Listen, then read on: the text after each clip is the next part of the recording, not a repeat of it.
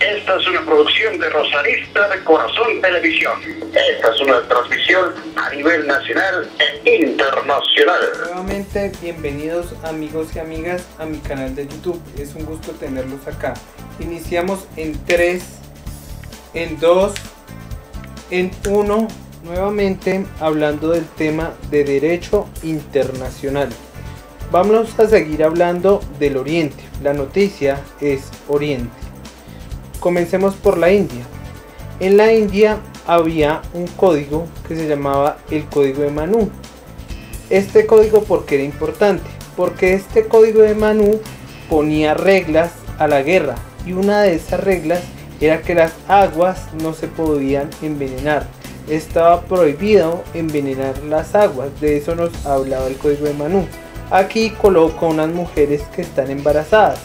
Era prohibido que las mujeres embarazadas, o sea, atacar a las mujeres embarazadas era prohibido, porque a ellas, o sea, en el Código de Manu se hablaba sobre la protección a estas mujeres gestantes, para que ellas pues no murieran, no quedaran Mortal Kombat, no les dieran su fatality y no murieran y no Breaking Canting Pash, no les dieran su santa sepultura, no señor. Estas mujeres eran sujetos de protección. Hoy en día hablamos del derecho internacional humanitario con base en la protección de estas mujeres que eran sujetos de protección. Ese es el antecedente de lo que hoy en día hablamos del derecho internacional humanitario. Ahora vamos a hablar de Egipto, pero no del barrio Egipto. Aquí en Colombia hay algo muy curioso y le cuento a los amigos que nos ven en el extranjero. Hay muchos barrios que tienen nombres de países del mundo, pero bueno, este no es el tema ahorita, pero bueno, después de pronto será tema. Entonces hablemos de Egipto. Ahí está el barrio Egipto, pero no vamos a hablar de ese barrio. Bueno, vamos a hablar de Egipto, pero no de las pirámides de DMG, porque eso es un problema también aquí colombiano, de las pirámides de DMG. Vamos a hablar del Egipto de Oriente, del Egipto de África vamos a hablar. Entonces, en el 1046 a.C. se firmó un tratado de paz entre los egipcios y los hititas. Ramsés II encontró que había una guerra que pues era entre los egipcios y los hititas. Esa guerra era una guerra constante, era un choque constante. Como pueden ver ahí Goku lanzando su Kamehameha, era constante, como pueden ver ahí, y era un choque también como baila nuestra selección Colombia, su salsa choque. Ese conflicto duró casi un siglo, era una confrontación compleja entre los egipcios y los hititas. Esa guerra ya era una guerra insostenible en el área económica, como pueden ver ese marranito se está ahogando. Esa guerra generó hambrunas, como pueden ver la cara de este señor. Y pues la guerra generó una difícil situación entre esos dos imperios, entre tanto los egipcios como los hititas. En esa época también habían delincuentes hititas que iban a las casas de los egipcios, robaban, tomaban su botín, salían y decían: suerte es que te vi. Tome pa' que lleve, suerte y muerte, y por último, hasta la vista, baby. Los egipcios no se iban a quedar cruzados de manos. Entonces, ¿qué sucedía? Ellos perseguían a los hititas, iban a territorio hitita y entraban a las casas de los hititas buscando una compensación. Y aquí pasa lo que diría Celia Cruz: y que le den candela y que le den castigo. Realmente eso fue lo que sucedió. El egipcio ya se veía compensado, feliz, y ya estaba realmente contentico con lo que había hecho. Eso era una situación también compleja.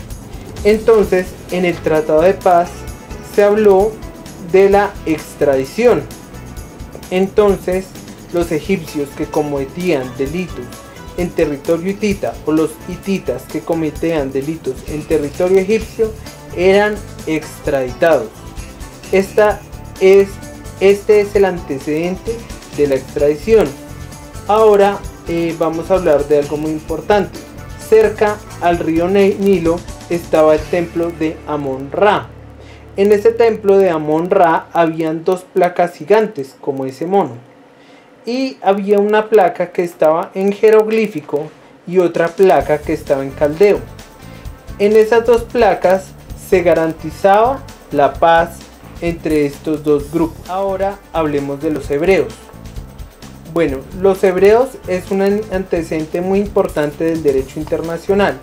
En la Torá y en la Biblia, en el Deuteronomio, se hablan de normas y reglas que son muy importantes con las relaciones con los otros pueblos de los hebreos.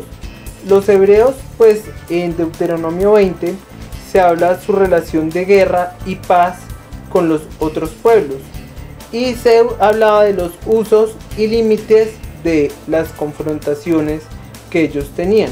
Entonces Levítico 24:22 dice: un mismo estatuto tendréis para el extranjero como para el natural, porque yo soy Jehová vuestro Dios. Entonces ya podemos hablar de un derecho natural, podemos hablar de un iusnaturalismo en su inicio. Entonces, ¿qué es el iusnaturalismo? El derecho natural es una doctrina ética y jurídica que defiende la existencia de los derechos del hombre fundados o determinados en la naturaleza humana.